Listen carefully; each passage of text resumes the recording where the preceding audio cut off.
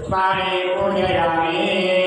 ओम सुमुखाय नमः, ओम एकदन्ताय नमः, ओम कपिलाय नमः, ओम गजकर्णिकाय नमः, ओम लंबोदराय नमः, ओम विकटाय नमः, ओम विघ्नराजाय नमः, ओम धूमकेतवे नमः, ओम गणाध्यक्षाय नमः, ओम बालचंद्राय नमः, ओम गजाननाय नमः, ओम वक्रतुंडाय नमः, ओम शूर्पकर्णाय नमः, ओम धेरंबाय नमः, ओम स्कंदपूर्वजाय नमः, ओम सर्वसिद्धिप्रदायकाय नमः, ओम श्री महागणाधिपतये नमः।